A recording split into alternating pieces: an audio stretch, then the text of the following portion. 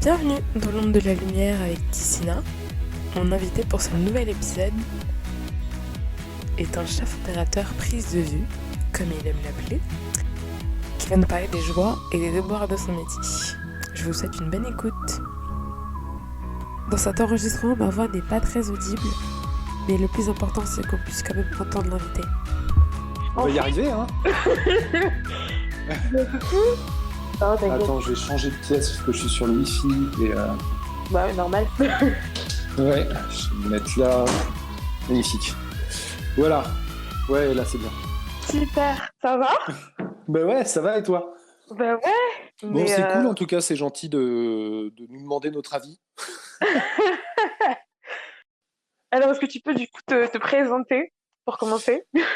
Alors, je m'appelle Grégory Guyot, je suis chef opérateur prise de vue ou opérateur prise de vue ou cadreur selon les termes du contrat. Je travaille essentiellement en télé et je fais un petit peu d'institutionnel et d'événementiel. J'ai eu l'occasion quand j'étais plus jeune de m'essayer au clip et à la publicité, mais ça m'a pas trop plu, j'ai laissé tomber. Voilà. Ah ouais. Ouais. Et mais ça veut dire quoi, chef opérateur prise de vue? Alors, chef opérateur prise de vue, c'est le nom un peu pompeux, le véritable titre de cadreur. En vrai, on s'appelle cadreur entre nous, hein, on est des techniciens. C'est l'alter ego de l'ingé son pour le son, c'est des chefs de poste. Chef opérateur prise de vue, ça veut donc dire normalement sur un tournage que tu gères à la fois l'image caméra et la lumière. Donc quand tu es chef opérateur prise de vue, tu fais aussi de la lumière. Et quand il y a un directeur photo qui est donc dédié uniquement à la lumière, tu es uniquement opérateur prise de vue. D'accord. Voilà. C'est pour différencier un petit peu. Et donc il y a des histoires aussi de montant de salaire, puisque le chef opérateur prise de vue, ayant plus de responsabilités, il est mieux rémunéré. Comment ça se passe au niveau on va dire au niveau de l'embauche? À quel moment tu arrives dans le processus de l'émission ou de je ne sais quel divertissement que dans lequel tu vas travailler? Alors, c'est pas très. Il n'y a pas de règles concernant la phase d'embauche. C'est un petit peu aléatoire selon le programme. D'accord. Soit c'est parce qu'on a un réalisateur qui a déjà travaillé avec nous au préalable et qui nous rappelle ou qui nous fait rappeler par l'équipe de production pour être inscrit au planning et demander si on est dispo pour faire le programme, parler un petit peu de ce que c'est que ce nouveau programme, avec quel matériel on va le faire, où ce sera et sur quelle durée. Soit c'est directement la production qui appelle, donc une personne qui a déjà eu vent du fait que le technicien travaillait correctement et du coup ces gens changent puisqu'ils sont aussi intermittents du spectacle, donc ils changent de production. Donc c'est pareil, de temps en temps, la même personne avec laquelle on a travaillé en production nous rappelle, il a changé de société, et là c'est lui qui rappelle sans que ce soit le réalisateur ou quelqu'un d'autre. Et parfois c'est aussi une journaliste ou une personne de l'équipe édito qui a bien aimé bosser ponctuellement avec un technicien et qui du coup demande à ce qu'on le rappelle pour voir si on est dispo plutôt qu'un autre. C'est très aléatoire. Voilà, ça dépend beaucoup des gens. C'est un mélange de chance, de dispo et de bonne entente. Donc oui, c'est ça. Donc c'est par rapport à ta disponibilité, tout ça. Et par rapport à la préparation de l'émission. Et par rapport à la préparation de l'émission, euh, on n'est pas vraiment sollicité, nous, pour préparer l'émission. Ouais. C'est plus au niveau du son. On va dire que D'accord. les chefs de poste peuvent être là un peu en amont pour des histoires de configuration, parce que le son, c'est quand même très compliqué à mettre en œuvre, surtout quand il y a beaucoup de gens à filmer. Là, je Ouais. pense notamment aux émissions de télé-réalité où on a une quinzaine de génies qui doivent être suivis en permanence et qui, évidemment, n'ont pas un grand intérêt pour le matériel son le matériel en général. Donc voilà, il faut trouver du matériel résistant à beaucoup de choses et qui puisse capter très loin. Voilà, c'est des procédés, ils ont besoin d'enregistreurs spécifiques, tout ça. Et nous, à l'image, c'est plus intimiste, c'est-à-dire qu'en fait, on rentre pas dans le procédé de création pré-tournage. C'est simplement certains amis réalisateurs qui nous demandent notre avis à l'image par rapport à ce qu'ils ont en tête pour des nouvelles façons de filmer ou des nouvelles idées à mettre en œuvre. Et donc, de temps en temps, on en discute, mais c'est vraiment par amitié et parce qu'on peut échanger et donner des idées aussi. Voilà, j'ai notamment Julien Lalanne, qui est un ami avec lequel je travaille. Tu as travaillé avec lui aussi. Et donc, Julien, de temps en temps, quand il a une idée qui lui passe par la tête pour un nouveau programme, il me demande un petit peu comment est-ce qu'on pourrait faire techniquement, avec quelle caméra ce serait le mieux de le réaliser, est-ce que c'est possible? Et du coup, voilà, on en discute, mais c'est dans la partie véritablement, dans l'équipe de pré-production, mais j'existe pas. C'est vraiment en coulisses tout ça, quoi. Oui, donc en fonction du réalisateur, du coup, tu connais le matos que le jour où tu arrives sur le plateau ou... Non, ça tu le demandes, tu demandes à l'assistante de production ou l'assistant D'accord. d'ailleurs, ou le chargé. Ça, c'est vraiment la partie quand on t'appelle pour participer à quelque chose. Si ça t'intéresse encore un peu, parce qu'il y en a qui sont plus très intéressés, mais voilà, globalement, tu demandes un petit peu qu'est-ce que tu vas faire et avec quel matériel. Parce que enfin, moi personnellement, il y a des caméras que je déteste. Et voilà, ça peut peser dans la balance si jamais j'ai un autre programme qui se tourne à peu près au même moment, à peu près au même endroit, tout ça. Si on me dit qu'il faut que je parte avec une C300, je suis plus disponible dans la seconde, dans l'ensemble. Justement, Voilà. il y a combien de types de caméras? J'en ai aucune idée, et puis je pense que je pense surtout que entre le moment où on enregistre et le moment où tu vas diffuser le podcast, il y en aura plein de nouvelles. Ah bon, Donc, tu crois? ouais, non mais ça change très vite. C'est un milieu très concurrentiel, donc que ce soit Sony, Panasonic ou Canon, tout le monde essaye de sortir sa nouvelle caméra avec son nouveau capteur qui est vachement mieux que le précédent. Voilà, le but étant évidemment de réussir à rafler le marché d'une façon ou d'une autre. Et si pour une raison ou pour une autre, la caméra devient à la mode aux yeux des productions françaises, pour des raisons un peu aléatoires hein, et parfois un peu ridicules, mais à un moment, voilà, ça a été le Canon 5D parce que cet appareil photo qui offrait une option vidéo est devenu la caméra à posséder et il fallait qu'on tourne tout au 5D. C'était un véritable enfer parce que c'était vraiment un appareil photo, hein, c'était pas du tout une caméra. Et donc Ah, voilà, il a fallu adapter plein de choses, mais les sociétés de prod demandaient toujours oui, mais alors on peut le faire au 5D parce qu'il faut tout faire au 5D maintenant, c'est vachement mieux, sans forcément connaître tous les soucis techniques que ça pouvait amener. Mais voilà, donc il y a énormément de caméras différentes et c'est compliqué de toutes les connaître. D'autant qu'il y en a avec lesquelles on ne travaille pas du tout en télé et inversement. Ils vont pas du tout prendre les caméras qu'on utilise pour faire des films, même si certains films commencent à se faire avec des petits boîtiers assez peu chers. Commerce, quoi. et du coup, c'est laquelle ta caméra préférée?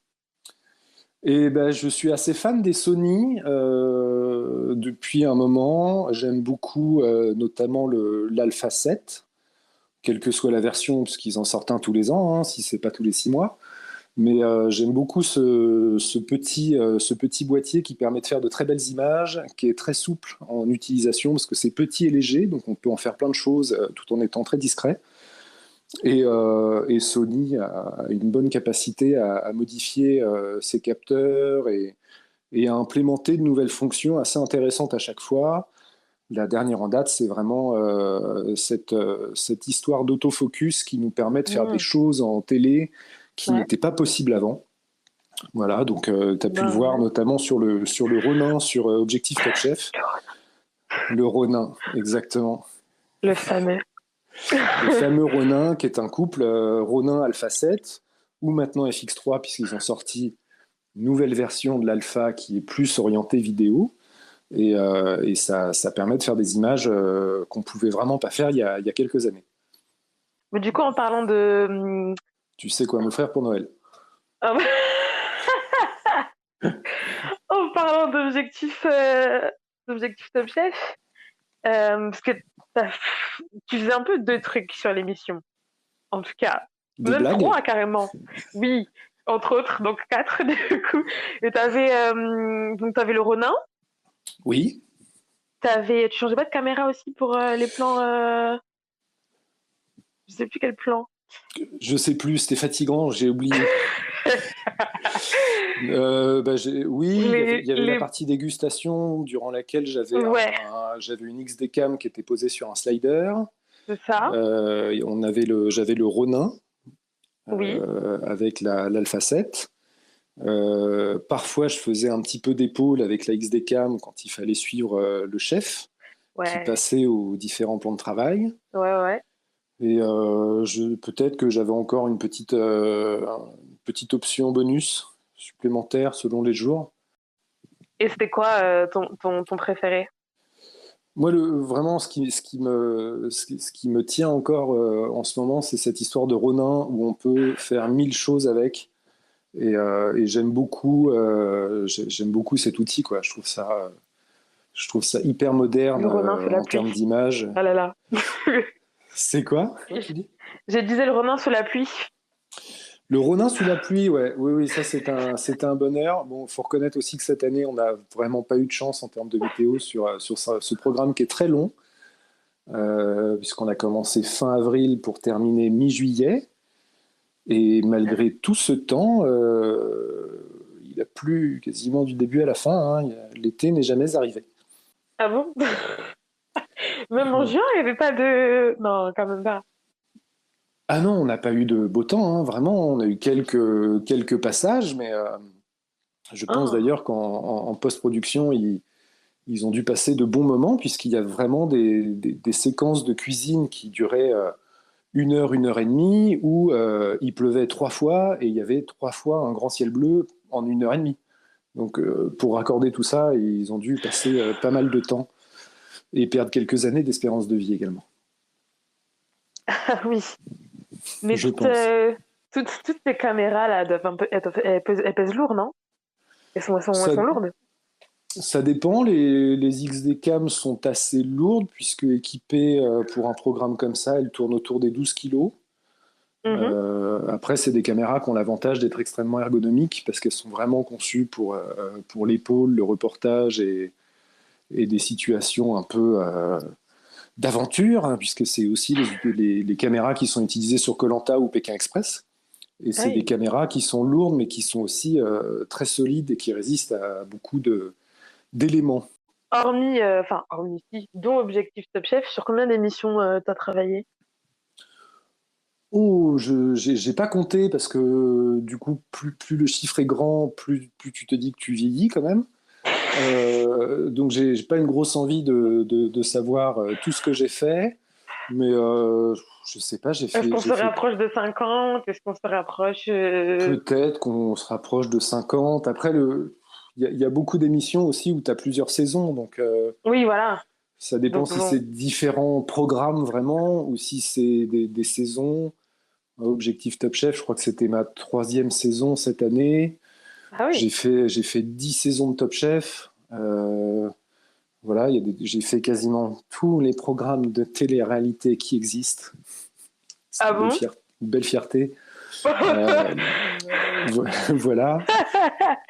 Donc non, j'ai fait pas mal de choses différentes, et c'est vraiment un des points forts de ce secteur professionnel, c'est que moi j'ai des parents, mon père était commercial dans du matériel de chauffage et ma mère était secrétaire de direction.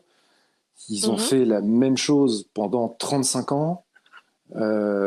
C'était vraiment quelque chose qui m'a motivé pour chercher un secteur qui était varié, quoi. J'avais Ouais, pas envie de, j'avais pas envie de partir le vendredi en disant à chaque fois salut Jean-Mi à lundi, quoi.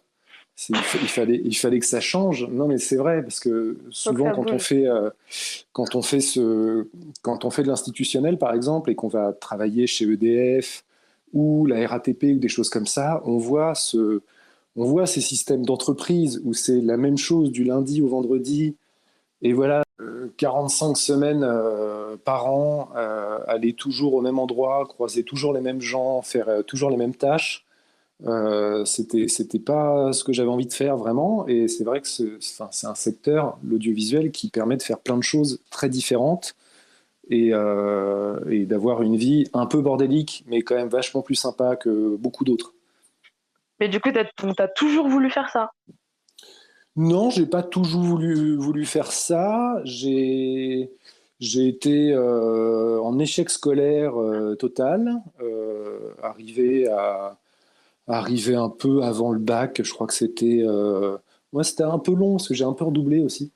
Mais c'est vrai que du coup, Quelle classe? autour de la troisième seconde, je savais vraiment plus où j'allais. Voilà, le milieu scolaire ne me correspondait pas beaucoup, comme beaucoup de gens qu'on retrouve Mm. dans l'audiovisuel. Et, euh, et en fait, j'étais cinéphile, j'aimais beaucoup tout ce qui était cinéma, image, tout ça. Mais je ne pensais pas du tout vraiment qu'on pouvait travailler dedans. C'est-à-dire que pour moi, c'était quelque chose qui n'était pas atteignable pour des gens normaux. Et donc, après un certain nombre d'entretiens avec des gens spécialisés dans l'orientation, j'ai découvert que on pouvait en faire son C'est possible. métier Mm. moyennant des études normales, finalement. D'accord. Donc, du coup, t'as fait des études J'ai fait des études audiovisuelles? audiovisuelles, absolument. J'ai fait des études normales, mais chères, hein, du coup. Oui. Parce que, alors, j'ai essayé de passer le concours de l'INSAS à Bruxelles, qui me semblait être le pont entre la Fémis d'un côté et Louis Lumière. Ça me semblait être un peu plus mixte, on va dire, en termes de connaissances. Ça me semblait être un peu plus à ma portée. Et j'aimais D'accord. bien l'idée de quitter la France pendant quelques années. Ça me plaisait bien. Ça a vachement moins plu aux gens de l'INSAS qui m'ont dit non, toi non, là, tu vas pas passer. Donc j'ai Ouais. découvert par le concours que c'était quand même extrêmement compliqué de rentrer à l'INSAS et que en fait, il fallait s'y prendre plusieurs fois vraiment pour passer, pour réussir le concours. Et Ouais. comme j'avais passé déjà trop de temps à l'école et redoublé un peu beaucoup, j'avais plus tout ce temps. C'est-à-dire que mes parents m'ont fait comprendre que j'allais pas passer 3 ans le concours. Euh, Ouais. donc, euh, Ouais. donc voilà, ça a été assez vite réglé. Ça arrangeait bien un peu tout le monde aussi dans la famille de trouver une école privée qui était donc 3IS dans les Yvelines, qui était assez proche de la maison, puisque du coup, autant moi j'étais très content à l'idée de partir à Bruxelles, autant mes parents se disaient c'est quand même vachement mieux s'il reste pas loin. Donc on n'était pas trop d'accord sur le projet, mais bon, c'était pas moi qui pouvais me payer mes études à ce moment-là, Ouais. donc j'ai fait une école d'audiovisuel en 3 ans dans les Yvelines et c'était mi-sympa, mi-pas sympa. Mais ça m'a quand même permis de me mettre le pied à l'étrier et de réussir à travailler en audiovisuel.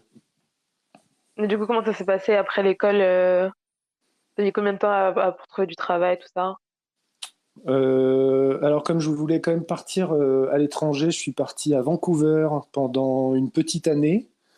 Génial. C'était un plan bien établi puisque à l'époque, Vancouver avait réussi à prendre le marché d'X-Files et c'était la première grosse série qui se tournait dans les studios canadiens de Vancouver.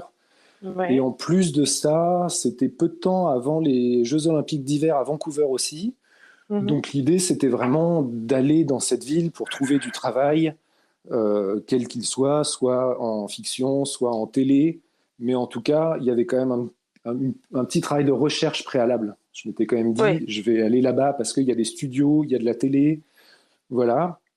J'avais pas suffisamment recherché pour savoir qu'il y avait aussi le protectionnisme nord-américain, où on m'a bien fait comprendre que si je voulais servir des cafés ou des plats dans un restaurant, il n'y avait pas de problème, mais que pour ça, pour ces postes-là, c'était pas les Français qu'ils attendaient. Du coup, je suis rentré après pratiquement un an à Vancouver, sans avoir du tout travaillé en audiovisuel et un peu dépité.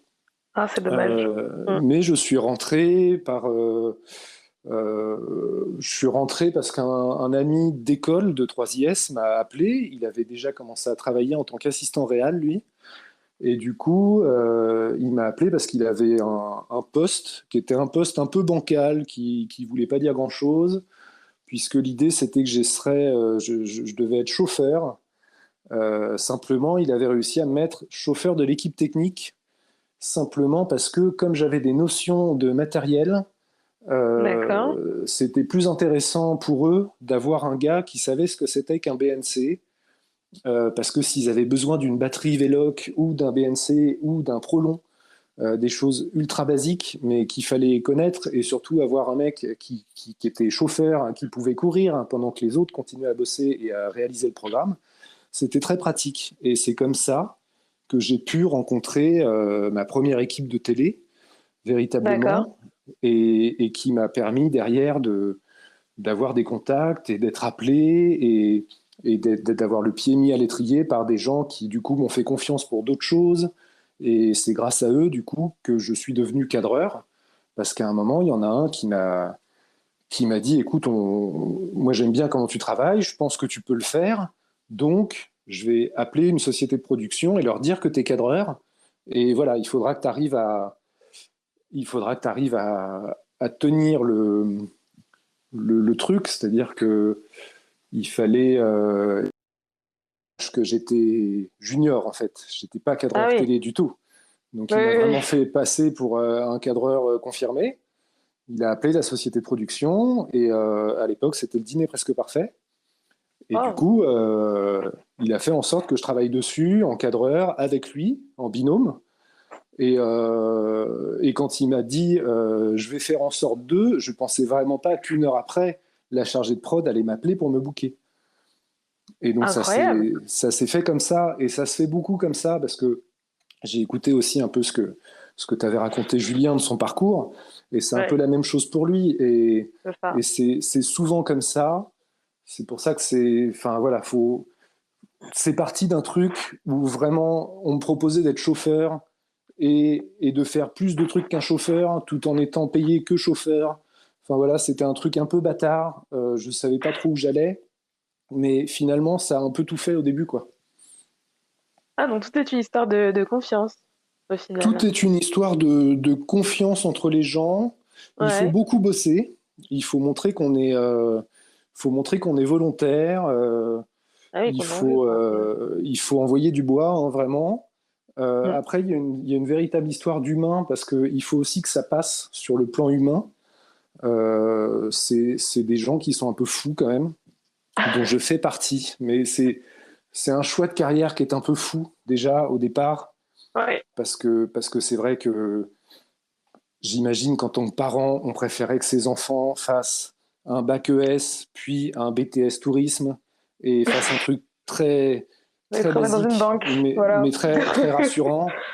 Voilà, moi, quand j'ai commencé à leur dire que je serais probablement, je voulais travailler dans l'image, que du coup, je serais probablement intermittent du spectacle, ça fait quand même très peur hein, aux parents. Ça fait super Euh, peur. Mm. ça fait super peur. Donc enfin, voilà, on se retrouve entre gens qui ont déjà pris des décisions que personne ne comprendront jamais. Hein. Oui, oui, ça c'est C'est... sûr. Donc à partir de ce moment-là, il faut réussir à se faire une petite place dans des équipes qui sont formées pour la plupart, même si c'est ponctuel, parce que ces gens se déplacent de tournage en tournage, et c'est jamais vraiment les mêmes équipes, mais c'est quand même des gens qui se connaissent, qui Ouais. sont habitués à faire des gros horaires tous ensemble, donc ça crée des liens assez forts, et quand on arrive là-dedans, qu'on a une vingtaine d'années, voilà, il faut quand même réussir à faire en sorte que ça matche avec l'équipe, qu'on soit bien accepté. Et ça va aussi avec donc cette histoire de travail. Donc en fait, il faut bosser, il faut bien bosser on a le droit à l'erreur parce que c'est pas un milieu qui est horrible. On a le droit à l'erreur quand on est jeune. En revanche, il faut piger vite les choses. C'est-à-dire Ouais. qu'il n'y a pas énormément de temps sur un tournage, c'est très réduit. Il faut rentrer beaucoup d'images et de données par jour. Donc voilà, on peut se planter parce qu'on est jeune et qu'on commence, mais il faut écouter et aller de l'avant et comprendre les choses. Mais c'est quand même un milieu qui est assez agréable pour ça, c'est qu'on peut encore se former sur le tas pour plein de choses. Oui, oui. Je peux pas dire mieux là là-dessus. Ouais, mais c'est important parce que c'est vrai que tu vois, je ne sais pas vraiment d'où tu viens, mais rien ne t'empêche de devenir réalisateur. C'est-à-dire que c'est vraiment pas une histoire de grands concours ou de choses qui sont bloquées un petit peu parce que tu n'as pas fait de grandes études ou que tu n'as pas eu accès à des écoles hyper chères et hyper compliquées à obtenir. Là, tu Ouais. peux vraiment bosser ton truc et réussir à atteindre les trucs les plus compliqués à faire et les plus gros postes, quoi. Et tous les gens que j'ai rencontrés avant, même maintenant, tout ça, ils me disent tous, bah en fait, si t'as envie de le faire, tu le fais. Il n'y a pas d'histoire de ouais, tu dois aller dans telle école et tout ça, parce que je vois plein de gens qui n'ont pas fait forcément d'école d'audiovisuel, même, ou qui sont juste arrivés comme ça, au bon moment, au bon endroit, et, euh, et qui l'ont fait, c'est tout. Et qu'ils ont, comme tu dis, ils ont travaillé, ils ont appris peut-être sur le tard, mais ils ont tellement bossé que du coup, sont là où ils sont. Et super. Donc en soi, C'est hyper bien et il y a plus de règles. Si jamais il pouvait y en avoir, il y a encore des années sur cette histoire de Fémis notamment. Enfin, c'est plus du tout comme ça. Et c'est pas quelqu'un comme Quentin Dupieux qui fait de l'électro et qui s'est mis à faire des films avec un boîtier 5D justement. Enfin, ça peut vraiment. Après, faut surtout avoir des idées, avoir envie, c'est ça, se lancer, prendre des risques. Mais exactement. c'est pas une, enfin, c'est terminé ces histoires d'école. C'est pas ça qui va te faire devenir plus réalisateur. On avait une filière réalisateur à 3IS.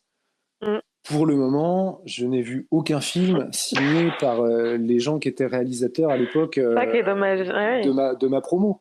Mm. C'est ça qui est dommage. C'est ouais, mais c'est pas ça qui fait un réalisateur, quoi. Ah oui, c'est sûr, c'est pas le diplôme à la fin du truc, du certificat qui te dit oui, tu es Ben habilité non, à devenir c'est ça, mais ça. en fait non, il y a d'autres trucs derrière. Il y a plein de choses à faire avant, de toute façon. Exactement. Mais c'est voilà. Mais il y a des réalisateurs très jeunes, sans école, Oui, qui ont fait des films très très bien reçus par la critique et par le public. Et, c'est ça. et voilà. Et ils sont pas passés à l'école. Ils n'ont pas leur diplôme, mais ils sont réalisateurs quand même. Je me souviens que sur le plateau de Top Chef, tu parlais beaucoup de te reconvertir. Parce que bon, la caméra, c'est cool, mais c'est lourd. Oui, ouais. Et puis, ton dos a souffert. Il souffre J'ai, peut-être j'ai- encore. je commence à avoir pas mal de problèmes physiques dus à mon activité. Il y a des jours où j'ai mal vraiment en me levant. C'est pas Oui, facile. Et je cherche toujours une reconversion, mais j'ai pas forcément, j'ai pas envie de lâcher ce que je fais parce que je fais partie des rares Français qui sont contents de leur travail quand même. C'est-à-dire que mon travail c'est me vrai. plaît toujours. Mm. Enfin, j'aime ce que je fais et je prends encore mon pied à faire des images, à découvrir des nouvelles caméras, à essayer des nouveaux objectifs ou à partir à l'étranger pour faire des nouveaux programmes qui ne sont pas encore lancés. Et donc, c'est compliqué parce que je sens bien que physiquement, je ne vais pas pouvoir faire ça pendant des dizaines d'années encore, mais j'ai pas non plus envie de tout lâcher. Donc, je suis en train d'essayer de trouver un juste milieu et de voir si je peux faire de l'image autrement, dans un autre secteur, ou enfin un autre secteur non, mais d'une autre manière en tout cas, pour continuer à en vivre, mais sans me détruire ce qui reste de physique. Ah bah oui. J'ai pas trouvé pour l'instant. Voilà. T'as pas trouvé? Non, j'ai pas trouvé, j'ai pas d'idée encore pour. Et le montage, ça te plaisait pas? Ça te plaît pas? Qu'est-ce que... J'ai fait une formation de montage et j'aime beaucoup le montage, mais j'ai trop besoin de travailler dehors et avec des Ouais, équipes entières ouais. pour ne vivre que du montage et m'enfermer dans une salle de montage, soit Le montage, seul, c'est très solitaire. Ouais. soit avec quelqu'un de l'édito. Mais ouais, globalement, ta plus grosse équipe de montage, c'est deux, et la plus petite, c'est tout seul. Donc C'est c'est quand ça, même moins rigolo. exactement. Et Ouais, même si c'est super, mais ce serait, si j'arrive à trouver quelque chose où j'arrive à faire les images et derrière les monter, ce serait bien, parce que ce serait un soin palliatif après tout le tournage, quand tu es bien fatigué, c'est bien effectivement d'être un peu un assis. soin palliatif. Ah bah ouais, ouais, comme ça tu continues à travailler, à faire des choses intéressantes, mais tu es à côté d'un radiateur avec Ouais. un pain au chocolat. Et c'est plus cool. Alors bon, on va passer aux questions un peu, on va dire, je vais dire tac au tac, mais en vrai, c'est juste une liste de questions. Je sais pas si tu l'as entendu dans le podcast de Julien. T'as eu le temps ou pas? J'en ai entendu un petit bout. Je Ah crois que ouais, j'ai pas tout fait. c'est Mais c'est pas ça. très grave, Ben, tu sais, j'oublie tout assez vite, donc je suis vierge de toute idée préconçue. super. Non, mais après, tu écouteras à la fin du podcast quand je te lâcherai. Tu pourras aller écouter, pas de souci. Bon alors, ton émission préférée? Alors, la seule émission que je regarde assez régulièrement, c'est Quotidien, euh, Ah, qui me plaît encore un peu, même si je trouve que ça a tendance à tourner en rond. oh Pourquoi là ce là. cri? Mais c'est oui, non, c'est génial, j'adore quotidien moi. Ça Parce que t'étonne? personne ne dit quotidien, oui. Personne ne dit quotidien. Mais C'est ça écoute, je trouve ça le. encore un peu frais. Il y a quelques trucs qui sont sympas, même si je trouve que les chroniqueurs sont quand même un petit peu chiants pour la plupart. Mais non, non, mais Ouais, je trouve qu'il y a des choses intéressantes dans le quotidien. c'est ça. Voilà, ça peut encore être un peu drôle. On peut encore voir de temps en temps un artiste intéressant C'est ou un ça. réalisateur. Mm, c'est Donc vraiment pas mal. Mm, c'est encore bien quand même. c'est encore bien. D'accord. On me sent que ça reste. Ton film préféré? Mon film préféré, alors c'est un Oui. peu compliqué parce que du coup c'est très très difficile d'en choisir un, mais je dirais Fight Club Ok. parce que c'est la dernière, c'est la dernière. Ça a été une grosse claque de cinéma à l'époque où je l'ai vu. Je l'ai vu au cinéma, du coup je suis assez vieux pour l'avoir vu au cinéma. Et, euh, et j'étais déjà pas mal fan de David Fincher à l'époque, mais c'est vrai que celui-là m'avait bien secoué, quoi. Et ça m'a définitivement donné envie d'essayer de travailler dans l'audiovisuel, même si je suis pas du tout en fiction et en film jusque-là. Et probablement pour la suite aussi. Oh, mais t'attire quand même beaucoup le cinéma. Ça m'attire, mais pas pour y travailler. J'aime pas trop l'ambiance cinéma. D'accord. C'est pas, j'ai eu l'occasion de passer un peu sur des tournages et j'ai vu un petit peu la manière de travailler en faisant des clips et des Ouais. pubs, parce que c'est un peu le même fonctionnement. Et c'est vrai que c'est un peu trop calculé. Je sais pas, c'est compliqué à définir, mais il n'y a pas le côté exalté de la télé qui est un peu, c'est un peu foutoir la télé, mais c'est vrai que Mhm. c'est pas, on peut s'entraider, l'équipe est vraiment, on peut aider les copains qui ont un autre poste. Voilà, on peut faire des passerelles plus facilement, et c'est vrai que, enfin, voilà, on est moins cloisonné, je trouve, dans les postes qu'au cinéma.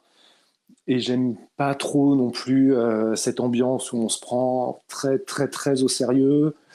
Voilà, j'ai passé une soirée aussi avec les gens du FIFIB il y a pas très très longtemps. J'ai pas aimé l'ambiance non plus, quoi. D'accord. C'est un peu particulier. Euh, ouais, je peux comprendre. Ta série préférée? Je dirais Breaking Bad. Ça commence à dater un peu aussi. Après, je suis pas Oh. trop série, mais Bad, c'était vraiment très très fort. Mhm. À tout niveau, hein, que ce soit en termes d'image, comme d'écriture, comme les acteurs. Et j'ai pas retrouvé grand-chose. J'ai tenté Ozark il n'y a pas très longtemps, qui commence un peu de la même façon, où on essaye de faire perdre tous les repères moraux à son spectateur dès le pilote. Il y a pas mal de choses qui sont intéressantes, mais j'ai pas retrouvé une telle constance sur plusieurs saisons et une telle construction des personnages. Voilà, et il y en a une autre que j'aime beaucoup aussi, qui est vraiment très vieille maintenant, qui s'appelle The West Wing, où donc c'est que sur la Maison Blanche. C'était Martin Sheen qui interprétait le président des États-Unis, et c'était Aaron Sorkin qui l'avait créé et qui avait écrit tous les dialogues, et c'est époustouflant en termes de dialogue et d'écriture.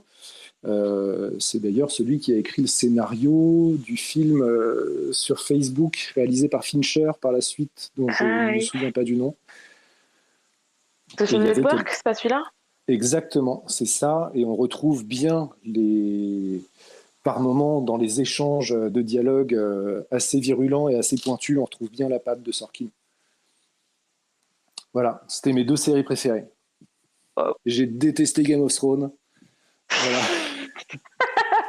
Je trouvais ça nullissime. Aïe, aïe, aïe.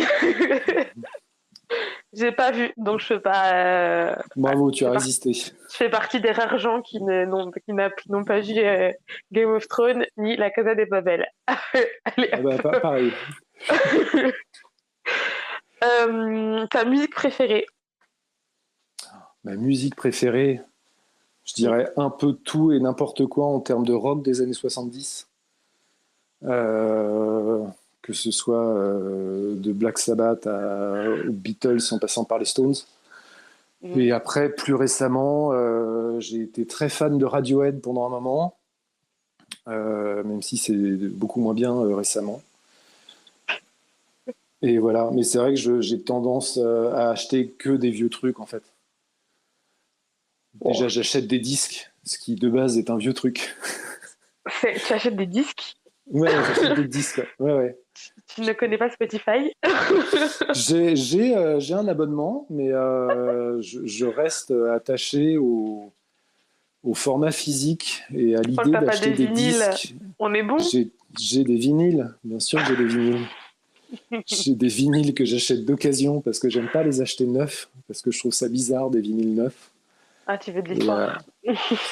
Je sais pas, je trouve ça bizarre d'acheter un vinyle neuf maintenant, quoi. Pour le coup, en 2021, c'est pas ça. Et puis, je sais pas, acheter un vinyle neuf de Clara Luciani, par exemple, c'est complètement antidaté. C'est un anachronisme total dans le projet qui me convainc pas. Mais par contre, c'est vrai que j'aime bien encore acheter des albums sur CD, respecter la façon dont l'album a été construit et l'écouter du début à la fin, sans faire un shuffle de tout.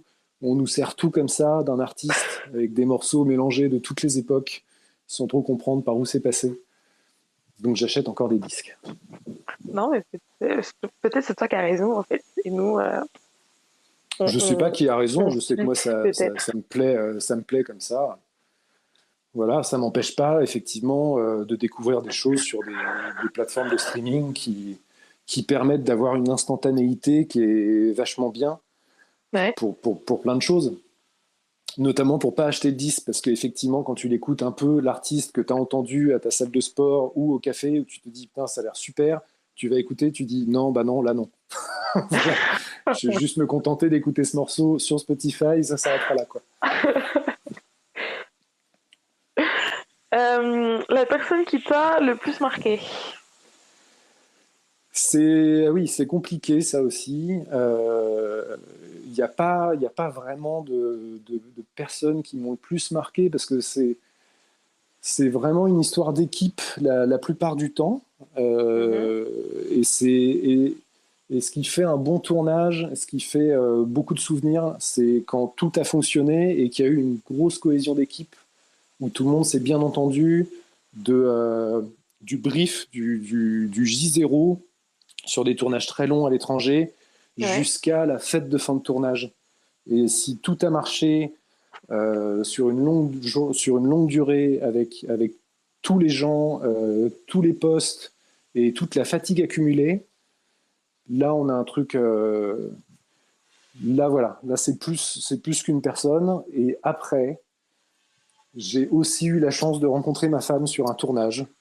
Et donc, évidemment, s'il y en a une qui m'a plus marqué que les autres, puisqu'on travaille encore ensemble à l'heure actuelle, alors que ça fait un peu plus de 9 ans qu'on est ensemble. Et donc, c'est quand même la personne qui m'a le plus marqué. Ah là là. Ah, Julia a dit la même chose. Hein. J'étais pas jusque-là. Ah oui, bah écoute, je te le dis. Julia aussi a dit sa femme, donc on est bon, hein. Ben, c'est un travail très chronophage. Il y a une règle qui dit qu'il ne faut pas chercher à trouver son âme sœur dans le travail. Je Ah, te c'est laisse nul. retranscrire l'expression. Mais du coup, mais en vrai, on ne peut pas faire autrement avec les postes qu'on occupe parce qu'en fait, Et les horaires. parce que les horaires, parce que les endroits, on est rarement chez Ouais, nous. Et donc, en fait, quand on est un petit peu chez nous, on essaie de revoir les amis qu'on n'a pas vus depuis longtemps, ceux qui ont réussi à rester et à comprendre un peu c'est ça. l'activité qu'on avait.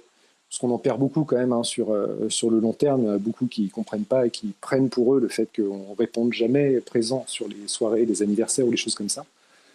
Mais du coup, c'est vrai il y a beaucoup de couples, techniciens chargés de production ou techniciens éditorial. Voilà, c'est comme ça que ça marche beaucoup dans l'audiovisuel. Ce dont tu es le plus fier. Ah oui, c'est une bonne question. Ah oui, oui. C'est une bonne question.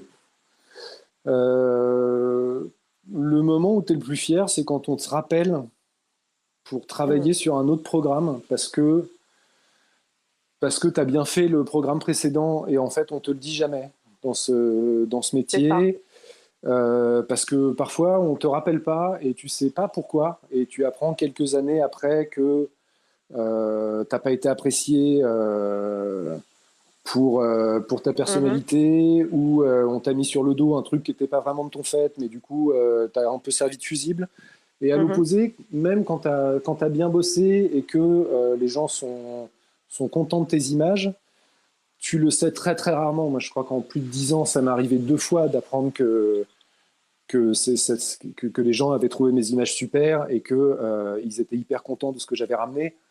Mais le vrai sentiment, c'est vraiment quand tu travailles avec quelqu'un de nouveau, que donc tu dois apprendre à bosser avec quelqu'un de nouveau, à réaliser le truc avec lui, et que derrière, on te rappelle pour mm. dire ça s'est bien passé, donc refaisons un autre tournage ensemble. Ça, c'est cool. Après, j'ai pas de fierté. Voilà, j'ai pas de fierté personnelle sur mes images ou le travail que j'ai fait. Je garde pas un souvenir d'avoir achevé une œuvre. Je peux, Julien est assez content de mon travail, par exemple, Oui, la plupart du temps. Donc mais bah, ouais. voilà. Mais par exemple, Sinon on ne voilà, prend pas, c'est sûr. ça, Julien, moi, je l'ai rencontré sur des tournages à l'époque où il était encore au même poste que le mien, donc il était cadreur. Ouais, Et on s'est liés d'amitié. Et quand il est passé à la réalisation, il m'a appelé pour que je bosse avec lui parce qu'il me faisait confiance. ouais. Et du coup, ça, c'est une vraie fierté, quoi. C'est à chaque fois qu'il a quelque chose de nouveau, il m'en parle, il me demande si on peut le faire ensemble. Mais il y a une vraie relation de confiance. Et ça, c'est vraiment très chouette, quoi. C'est quelque chose qui est vraiment important. Quand on t'appelle et qu'on te dit, on te donne des infos, on te demande ton avis pour quelque chose auquel t'es pas encore inscrit au planning ou autre, ça, c'est vraiment important. C'est chouette. Ouais. Euh, alors là, je sais que là, Julien, il m'a dit, il aura plein de choses à dire. Alors, l'anecdote ou les anecdotes, j'en veux autant que tu Oh, veux m'en donner, de tournage complètement barré ou la plus drôle, tout ce que tu peux me raconter, c'est parti. on peut pas toutes les raconter, hein. C'est Oui, puis je me doute que peut-être. en couper au montage. Ouais, oui, oui, c'est ça, parce que on peut avoir des divorces, mais non, Ah, mais j'adore. c'est assez, c'est pas facile les anecdotes parce que c'est vrai qu'il y a beaucoup de choses. Euh, Enfin, ça peut partir. Il y en a qui sont bien. Je sais que Julien, il en a des bonnes aussi sur ses premières piges. Euh, quand j'ai finalement été en tournage sur le dîner presque parfait, Ouais. donc c'était vraiment mes premières piges de cadre, et donc déjà il fallait que je fasse comme si j'avais de l'expérience, ce qui n'était pas du tout le cas, et que j'étais paniqué intérieurement. Euh, je sais qu'un jour on a tourné chez un des candidats qui donc préparait son dîner, tout ça. Bon, beaucoup de gens connaissent le concept, hein. Ouais. Et je me souviens que pour faire joli un petit peu, il avait fait un feu de cheminée. Sauf que ça s'y prêtait pas du tout, il faisait déjà pas vraiment très froid dehors, et donc je sais qu'avec les caméras, on a vite commencé à avoir très chaud, quoi. Donc Ah bah ouais. il avait fait un bon gros feu de cheminée, c'était très très joli à l'image, hein, d'avoir des flammes en fond de plan et tout ça, c'était sympa. Mais voilà, on avait très très chaud. Et donc, à un moment dans la soirée, on a déjà eu suffisamment de plans de coupe, de gros plans, de plans d'écoute, et on décide de faire des plans larges pendant que ils se disent pas grand-chose d'intéressant. Donc à ce moment-là, on essaye de s'écarter le plus possible en intérieur, ce qui est pas souvent très loin, hein. Mais voilà, l'idée c'est de se coller le plus possible au mur et de trouver, d'avoir le plan le plus large possible, hein, pour essayer de faire respirer un peu tout ça. Et je Ouais. me souviens que j'ai très chaud. Bon, et puis du coup, je me mets contre une espèce de console et je me dis, putain, il fait quand même hyper chaud, c'est pas possible, quoi. Et en fait, un des candidats qui était à la table s'est jeté sur moi parce que je m'étais assis sur une bougie et j'avais pris feu. Oh, Voilà, donc c'est un bon souvenir de tournage. J'ai encore le t-shirt qui avait vraiment flambé de bien 20 cm dans le dos, hein. Et j'ai encore ce t-shirt en souvenir, signé par toute l'équipe, parce que personne n'avait jamais vu ça. Donc si énorme. tu mets ça en parallèle avec le fait que c'était donc une de mes premières piges, et que mon copain m'avait bien dit, fais gaffe, fais bien genre que ça fait longtemps que tu bosses, et qu'en fait le gars il arrive, il est paniqué, il a trop chaud, il prend feu. Franchement, j'avais tout bon, quoi. J'avais bien géré l'affaire. Waouh. Ah ouais. Incroyable. Voilà, Ah, t'en as c'était un d'autres? peu. J'en ai d'autres. J'aime beaucoup celle-là, elle m'a toujours beaucoup fait rire. On était à Miami et on arrive un matin, il se passait pas grand-chose, donc on prend nos caméras, on est toujours en binôme avec un ingé son, donc deux caméras et un ingé son. Ça, c'est quand on est en extérieur, mais dans la maison, on a une config un peu particulière qui fait qu'ils ont une très grosse console son. Donc dans la maison, vraiment, on est en binôme caméra. D'accord. On est deux. Et donc j'étais avec un copain bordelais. Et Mhm. on arrive le matin, on prend nos caméras. Les journalistes nous font bien comprendre que c'est très calme ce matin-là. Je ne sais pas s'ils ont fait la fête la veille, s'ils sont encore un peu à plat ou pas, mais en gros, voilà, on ne se précipite pas, on prend nos cams, on va se positionner tranquillement dans la villa. C'est cool, ça fait du bien quand le matin c'est calme. Et on trouve une des candidates, la tête dans le garde-manger, en train de nous expliquer qu'elle fait du tri parce qu'il y a plein de choses qui sont périmées, et c'est pas possible, quoi. Bon, ok. Donc on pose les caméras et puis on lui dit bon bah qu'est-ce que tu tries et tout. Elle dit bah ça par exemple faut jeter, c'est complètement périmé ça. Bon, et elle nous sort un sac de pain Harris qui est quand même parfaitement imputrescible, hein. Tu peux le laisser dehors pendant 3 ans, le pain Harris ça bougera pas, hein. Il n'y a pas un truc naturel dedans. Bon, et elle nous dit oui mais c'est du pain, il y a des œufs. Bon, on se dit, ok, il y a des œufs dans le pain, donc la journée a commencé comme ça, et c'est vrai que c'est une candidate qu'on avait déjà repérée, parce qu'elle était capable vraiment de sortir des trucs qui n'existent pas, Oh. et à chaque fois c'était assez fantastique, quoi. Donc très bien, on fait ça. Bon. Et puis un soir, on retrouve cette candidate un peu plus tard, et je crois qu'on était en train de filmer quelque chose de complètement inintéressant avec mon copain, et lui aperçoit la candidate en question qui rentre dans la cuisine Mhm. de loin et qui dit « je vais faire du popcorn ». Et là, mon binôme me regarde et me dit, il me fait des Il y a, signes, il me dit il y a moyen. on va là-bas parce que c'est là-bas que ça va se passer. Cette séquence n'a jamais été montée tellement c'était dangereux. Donc on est Oh allé mon voir Dieu. cette petite candidate qui était toujours très guirette en fait, aussi plein d'allant, elle était très rigolote. Et donc elle a commencé à prendre un wok dans lequel elle a mis d'huile d'olive pour faire des popcorn donc. Et là-dessus, elle avait une énorme gazinière américaine, hein, qui, comme d'habitude, font rien comme personne. Donc, elle avait une gazinière géante. Et elle s'est Ouais. dit, je vais mettre les flammes de l'enfer, quoi. Donc, elle a envoyé le truc. Donc, le wok, blindé d'huile d'olive, sur une flamme de 20 cm. Mais non. Elle est contente et tout. Bon, et là-dessus, elle commence à envoyer tous les grains de maïs. Et elle se dit, c'est super, il y a plein de candidats qui arrivent et tout. Ah là là, tu fais des pop-corns, c'est génial et tout. Bon, il y en a un qui dit quand même, mais ça se fait pas comme ça, les pop-corn. Elle dit, mais Ah. si, tu connais rien, t'es nul. Bon, Oh là donc là. elle fait revenir elle fait revenir ses maïs. Et donc, je recroise les yeux de mon copain cadreur qui pleurait. Il me regardait, il m'a dit, non mais là, ça va être extraordinaire. Et donc, ça commence à fumer, mais ça fume blanc parce que c'est de l'huile. Et donc, la candidate se met au-dessus, secoue un peu la main vers son nez et elle dit « Ah, ça sent trop bon !» Ok. Non. Évidemment, assez peu de temps après cette belle action, une énorme flamme Ah bah a oui. jailli du wok, puisque donc l'huile s'est embrasée. Ah Tout bah. le monde a fait un bond de 2 mètres en arrière, mais elle ne s'est pas démontée. Elle a pris le wok en flamme et elle l'a mis sous l'eau froide.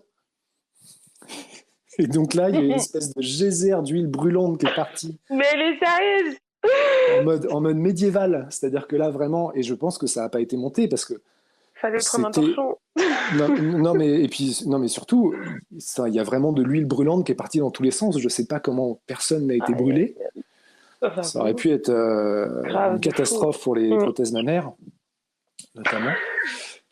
Et derrière ça, elle a quand même goûté un grain de maïs qui était donc un petit caillou noir pour savoir si c'était pas bon, et elle a recraché en disant ah c'est raté.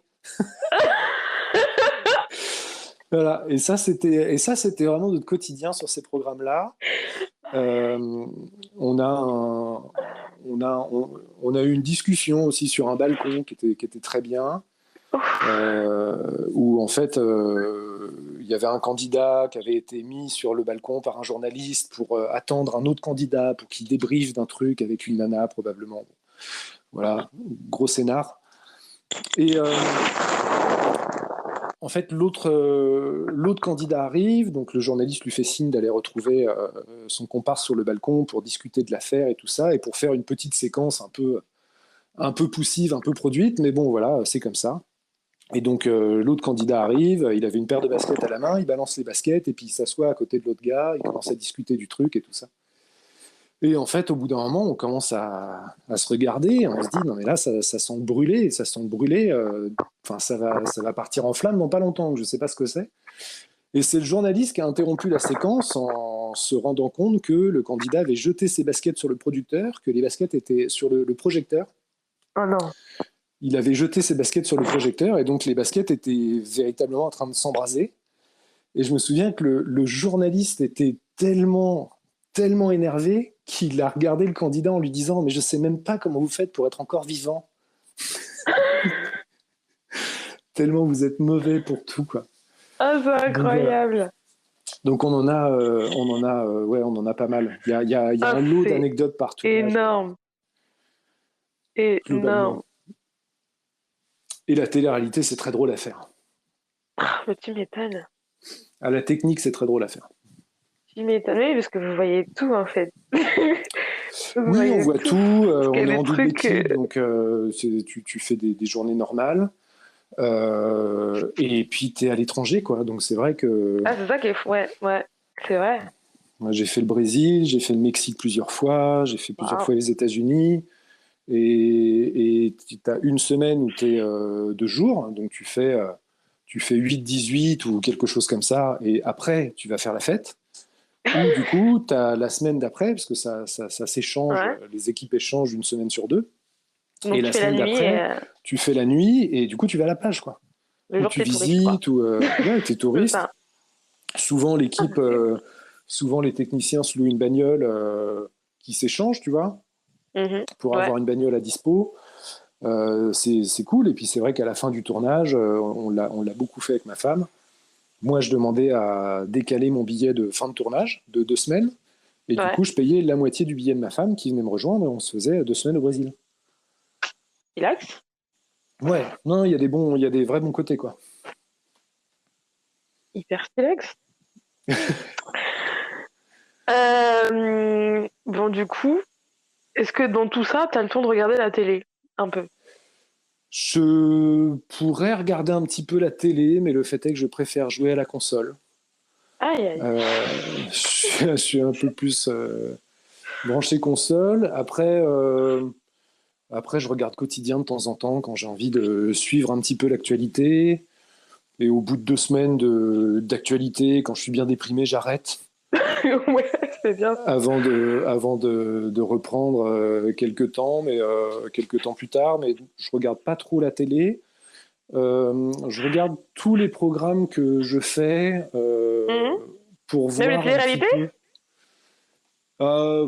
Oui, les télé-réalités, très vite fait, hein, vraiment, je suis pas. Mais après, quand je dis que je regarde, c'est que je regarde 1 ou 2 épisodes pour Ouais. voir un petit peu comment c'est monté, qu'est-ce qui reste souvent de tout ce travail abattu et de tous ces rushs fournis, et comment ils ont utilisé les images, voilà, si c'est un petit peu ce qu'on avait en tête ou pas du tout. Mais je sais que je regarde tous les ans comment ils ont amené les nouvelles choses proposées par Julien dans Objectif Top Chef. Mhm. De temps en temps, je regarde Cuisine ouverte aussi, qui est un programme qu'on fait depuis peu de temps pour France Télé, avec un ancien candidat de Top Chef qui s'appelle Maurice Sacco, Ah et oui, qui oui, est, qui oui. est une émission qui est très cool à faire, parce qu'on a des bonnes caméras, des bonnes conditions, et c'est vrai qu'on est moins dans le côté divertissement, c'est-à-dire que là, c'est vraiment des émissions de cuisine pour parler de cuisine, quoi. Ouais. On cherche pas l'histoire du jeune apprenti au travers de sa cuisine. On parle vraiment de cuisine, et c'est vrai que cuisine ouverte nous permet aussi de tourner dans des endroits qui sont pas accessibles la plupart du temps à la télé, parce que les régions et les mairies se méfient beaucoup de la télévision, et le fait de travailler pour France 3 nous a ouvert des portes et des endroits qui n'étaient pas accessibles normalement. Je sais qu'à Bordeaux, on a pu poser la cuisine de Maurice sur la dune du Pilat. Personne n'avait jamais tourné sur la dune Oh, du Pilat. waouh. Et donc, ils Ah avaient oui. monté la cuisine en haut. Voilà, il y a des trucs qui sont très très cool avec ce programme. Et ça fait partie des quelques émissions que je regarde, mais c'est quand même assez rare. Et c'est C'est vrai quoi, ils ont que fait tenir la cuisine en haut? oh bah, il la cale avec des. Énorme. Ouais, ouais. Ouais, ouais, non, mais il y avait on voit des trucs. Alors malheureusement, on n'a pas pu le faire quand on était en Camargue parce que le temps s'y prêtait pas. Mais il était question qu'on tourne sur une dune de sel aussi. Oh, oh. Et c'est vrai que ça donne des plans, enfin ça donne des plans qui sont très beaux. Et le concept de cette cuisine ouverte, qui est donc essentiellement une cuisine en extérieur, Tu fais ça au euh, drone, incroyable. tu fais Très ça au ouf. drone. Le drone fait beaucoup pour le programme, ouais. Ah ouais. Mais ça, c'est cool à regarder. C'est vraiment assez chouette, et c'est vrai qu'en plus on découvre des lieux qui sont pas du tout ce qu'on pourrait penser. On a tourné dans un château en Bretagne, pas très loin de Concarneau, qui est un vieux château, et donc on s'est dit, oh franchement, toute cette histoire c'est extraordinaire, tout ça. Et le régisseur du château nous a dit, oui, oui, mais on fait aussi beaucoup beaucoup de festivals électro. et en fait on, et en fait, on a découvert que ce château, qui est donc le château de Kerriolet, accueillait la spring d'un festival qui s'appelle Astropolis, et que le régisseur, qui avait quand même pas l'air d'être trop dans l'électro, nous a dit ouais, fallait être là quand Laurent Garnier est venu jouer, c'était quelque chose, quoi. Et ça fait quand même partie des trucs où tu t'y attendras jamais. Ah ouais. Tu peux pas t'attendre à un truc comme ça. Tu vas toujours tu découvres des endroits et tu te fais un avis un peu comme ça le truc, c'est un peu carte postale et tout. Et j'ai été voir des vidéos de ce fameux festival. C'est quand même bien vénère, quoi. c'est c'est pas du tout Relais Château, quoi. Ah ouais, énorme. Donc ouais, non, il y a des trucs assez cool. Il y a des trucs bien, en fait. C'est ça qui est, c'est un truc qui est super dans ce métier. Sans aller chercher des trucs très galvaudés de la vie, c'est des rencontres. Le fait est que tu croises des gens que tu n'aurais pas croisés normalement et que tu as des histoires qui sont très belles et parfois très déstabilisantes, quoi. C'est vrai, c'est vrai, c'est vrai. Si tu avais le pouvoir de changer une chose dans le milieu de l'audiovisuel, ce serait quoi et pourquoi? Ouh, Ah ouais, je pose vaste des questions question. poussées, hein. Mon programme, et je sais pas. Mon programme au syndicat. C'est compliqué parce que d'un programme à l'autre, tout est tellement différent, mais si je dois penser surtout aux plus mauvaises expériences que j'ai eues, faudrait simplement que ces mauvaises expériences où l'équipe est maltraitée pour des questions de mauvaise préparation, de mauvaises personnes au mauvais poste et de, et de, de problèmes de respect en général de l'humain. Si on pouvait juste éviter que ces productions ne puissent refaire les mêmes choses, voilà, ça, ce serait pas mal. C'est très vaste, hein, mais on n'a pas beaucoup de mauvaises expériences, véritablement, mais on en a quelques-unes, et quand ça se passe, c'est vraiment pas cool du tout, quoi. Donc, s'il y avait possibilité de changer ça, et que. Enfin, je sais pas. J'ai la sensation parfois que dans ce milieu, il y a plus de gens incompétents qui restent en poste et que parfois, comme c'est justement des travails d'équipe, ces gens incompétents qui restent en poste posent beaucoup de problèmes à l'équipe en général. Et j'ai la sensation que dans d'autres secteurs, peut-être que Ouais. ces gens sont plus vite démasqués et raccompagnés à la frontière du château. Mais du coup, je sais pas. C'est le seul truc que je vois. Après, voilà, tu as des trucs très terre à terre où si toutes les caméras pouvaient faire 20 grammes, ce serait super. Mais c'est pas possible et c'est pas le truc, quoi. Il y a pas, non, il n'y a pas grand-chose.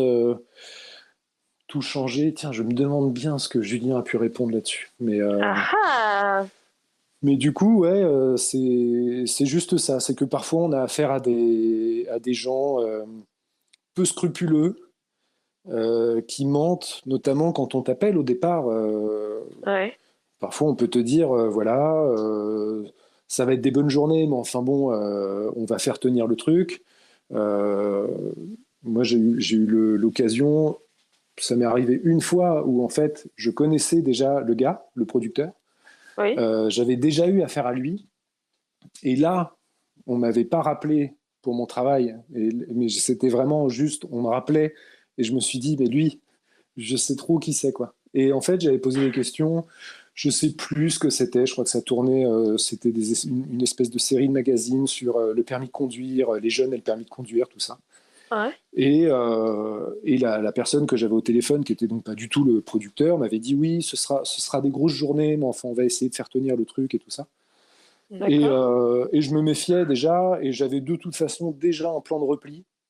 Ouais, c'est-à-dire que je m'étais engagé auprès de ces gens, mais j'étais pas. Je sentais le truc qui allait tourner très très vite au vinaigre, donc je m'étais trouvé un autre plan de taf à côté, tout ça. Et j'avais appelé un copain ingénieur du son en lui disant mets une option, mais c'est pas sûr.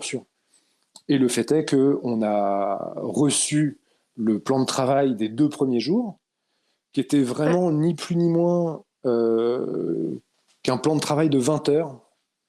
C'est-à-dire que sur le papier, déjà, ça fait 20 heures. Tu tiens jamais ce que tu as sur le papier. C'est-à-dire que jamais tu fais moins, tu fais toujours plus.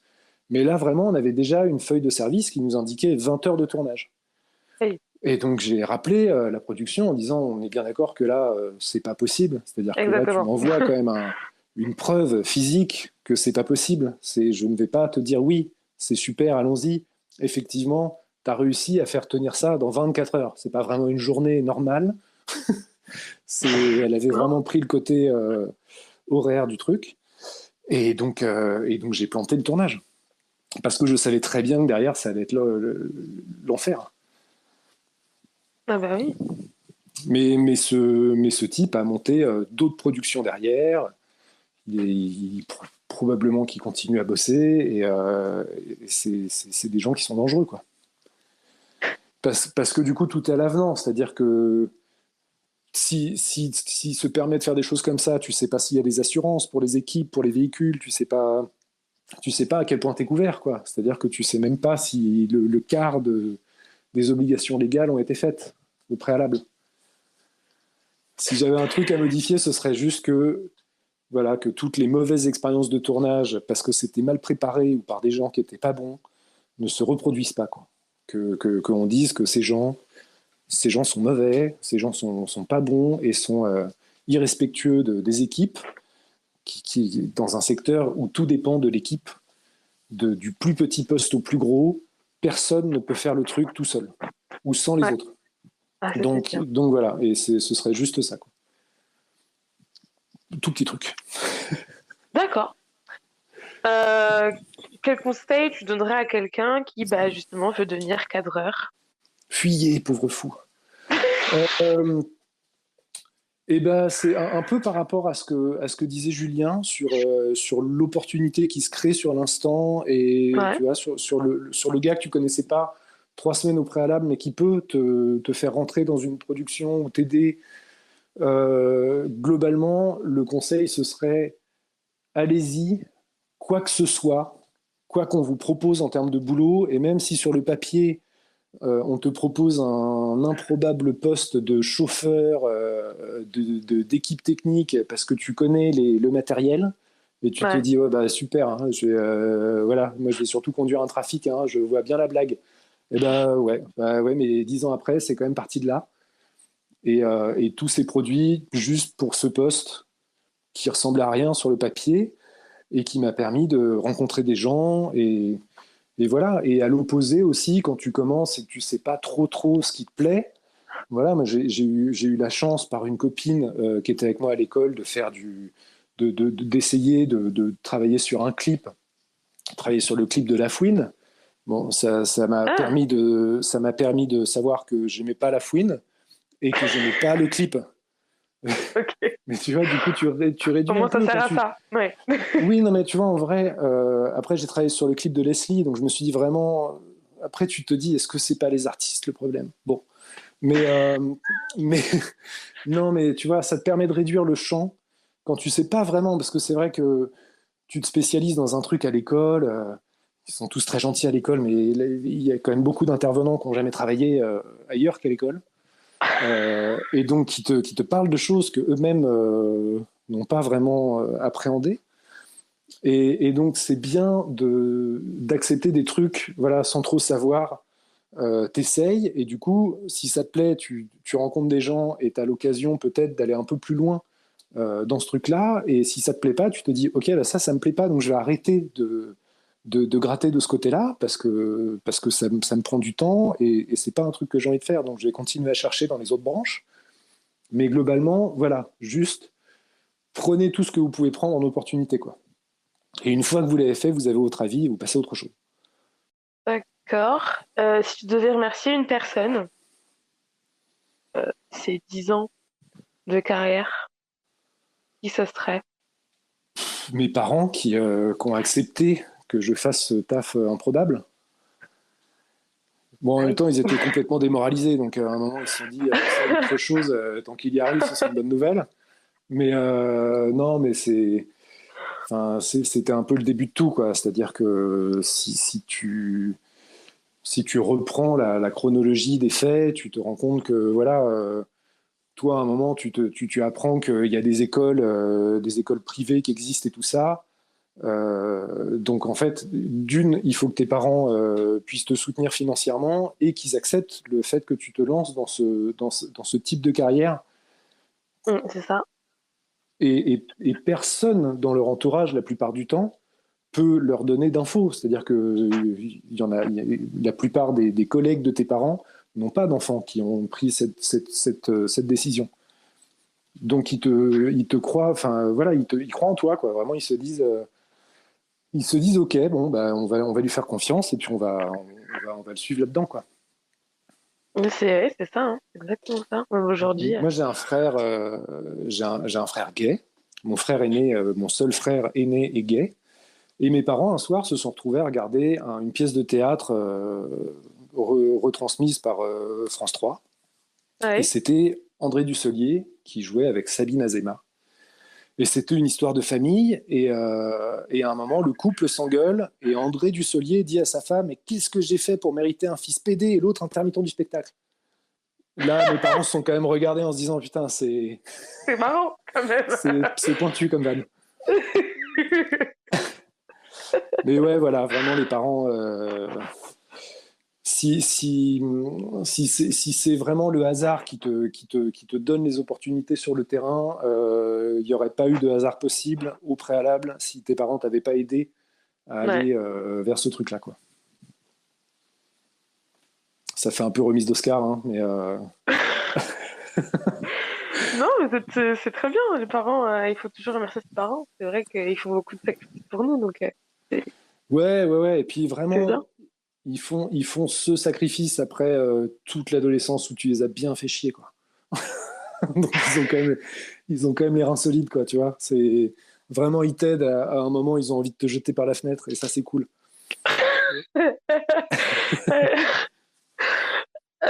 Oui. Alors, quels sont tes futurs projets, si tu peux en parler? Ou tu veux pas en parler? Je sais pas si je peux en parler. J'ai un futur projet avec Julien. Est-ce que tu as un message, un dernier message à transmettre à je ne sais qui, je ne sais quoi?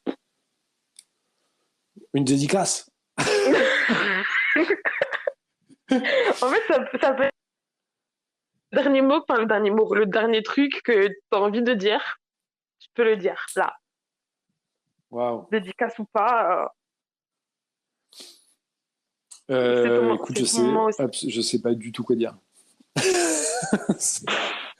Là, comme ça, au débeauté, non, j'ai pas trop d'idées. Que c'est quand même un super taf en général. Ouais, c'est ça, c'est que finalement, c'est très fatigant, c'est très prenant, mais c'est vraiment très très bien en général. Je parle de la technique générale, Ouais. que ce soit pour le son, l'image, la réalisation, mais ça reste quand même extrêmement passionnant du début à la fin, et c'est bien pour ça que j'arrive pas de toute façon à me reconvertir dans quelque chose de plus normal entre guillemets, parce que c'est vraiment beaucoup plus excitant que beaucoup de choses. Ah oui, je comprends. Voilà, ce sera le mot de la fin pour moi, parce que ça sert à rien d'en rajouter des caisses, mais ouais, c'est quand même cool. Mais c'est très bien, c'est que tu as compris toute l'essence du podcast. Bah cool, tant mieux. Donc merci beaucoup. Donc merci, c'est la fin des questions. Ouais, bah écoute, merci pour l'invitation, c'était touchant de m'envoyer ça. J'étais touché le soir où tu m'as proposé d'intervenir. Yes. Merci d'avoir écouté ce podcast. N'hésitez pas à nous suivre sur les réseaux sociaux @LDLL Podcast. Rendez-vous au prochain épisode.